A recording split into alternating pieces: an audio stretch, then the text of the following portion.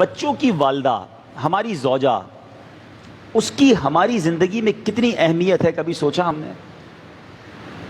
ایک سوال کرتا ہوں میں آپ سے کہ شاید ہمارے بچوں کی والدہ جو ہے ہر نماز میں ہمارے لیے دعا کرتی ہوگی، اس کی ہر دعا میں ہم شامل ہوتے ہیں، ہماری کتنی دعاؤں میں وہ شامل ہوتی ہے؟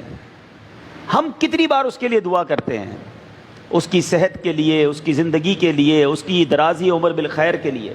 وہ تو اپنے سہاگ کے لیے، اپنے سرتاج کے لیے، اپنے شوہر کے لیے دعائیں کر رہی ہے، ہمارے کاروبار کے لیے دعا کرتی ہے، ہمارے پرابلمز دور ہو جائیں اس کے لیے دعا کرتی ہے۔ ہم اپنی، جس کو ہم وائف کہتے ہیں، زوجہ کہتے ہیں، اس کے لیے کتنی دعائیں کرتے ہیں؟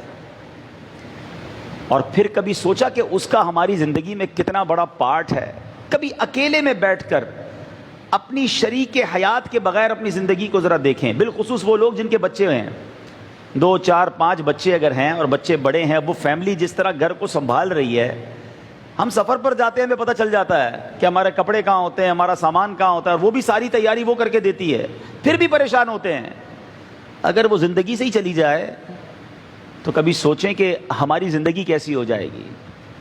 جن میاں بیوی میں محبت ہے نا، اللہ کی نعمت ضرور ہے، مگر جب ان میں جدائی ہوتی ہے، اور اگر بچوں کی والدہ پہلے چلی جائے، کیونکہ میں نے بہت کلوزلی اپنے والد کو دیکھا ہے، میں نے اپنی ایک آبزرویشن ہے میری، ہو سکتا ہے غلط ہو، کہ شوہر کا پہلے انتقال ہو جائے نا تو بیوی گھر سنبھال لیتی ہے، بیوائیں بہت ساری ہوتی ہیں، کیونکہ اس کو پہلے بھی گھر میں رہنے کی عادت ہوتی ہے، بچے سنبھالنے کی، فیملی سنبھالنے کی، اسٹیبلش کرنے کی عادت ہوتی ہے۔ شوہر پیسے بھی گھر سے باہر کافی عرصہ رہتا ہے، لیکن اگر زوجہ کا پہلے انتقال ہو جائے تو والد کا گھر سنبھالنا یہ بہت مشکل ہو جاتا ہے، اور وہ بہت تنہائی فیل کرتا ہے۔ تو میرے میٹھے اسلامی بھائیوں، اللہ کی اس نعمت کی قدر کیجئے۔ وہ لوگ جو بات بات پر اپنی بیوی کو تانے دیتے ہیں، گالیاں دیتے ہیں، غصہ کرتے ہیں، جو منہ میں آتا ہے وہ کہہ دیتے ہیں، اپنی زندگی میں اس کا رول سمجھو، وہ بھی اللہ کی بندی ہے، اس کا دل توڑ کر اگر وہی اللہ کی بارگاہ میں کھڑی ہو گئی تو مارے جائیں گے۔ جہاں دوسروں کے حقوق ہیں وہاں زوجہ کے بھی حقوق ہیں، کبھی اس سے بھی مسکرا کر بات کر لو، کبھی زندگی میں اس کا بھی شکریہ ادا کر دو کہ آپ نے میری زندگی میں بڑی آسانی کی ہوئی ہے۔ کبھی وہ کھانا بنا کر لائے تو کبھی جزاک اللہ اسے بھی کہہ دیا کرو۔